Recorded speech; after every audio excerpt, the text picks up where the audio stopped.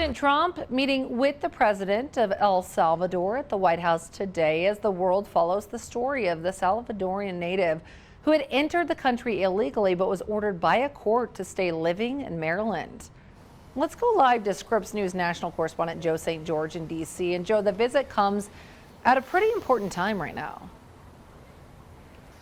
An incredibly important time, and this story is going to develop throughout the day. The president of El Salvador meeting with President Trump in just about 2 hours or so at the White House. El Salvador increasingly becoming one of the Trump administration's key allies in the president's effort to have the largest deportation task force in American history. Remember, El Salvador is taking in individuals that get detained by federal immigration officials. That 1798 law the president is using to quickly deport Venezuelan gang members, many of those gang members ending up in El Salvador. El Salvador known for some of the harshest prison conditions in the Western Hemisphere. As far as the story of Kilmar Albrego Garcia, it's a story that began as a local story in Maryland and has escalated to an international one.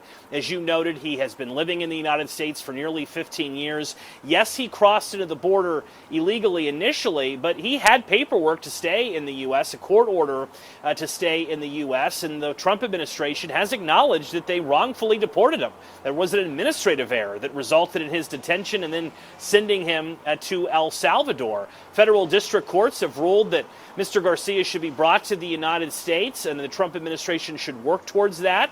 But the Trump administration late yesterday, said in court filings that the Supreme Court didn't tell them that they have to go into this prison in El Salvador, that essentially that Mr. Garcia is outside of their jurisdiction right now, and that El Salvador would have to release him. They would welcome him back to the U.S. If he showed up at an airport, they would welcome him, but that they don't have to actually go in and remove him, that's El Salvador's decision. You can see how this case has become controversial and consequential, raising many questions about due process. The president and El Salvador's president are expected to take questions from reporters in a couple hours. This will no doubt be topic number one.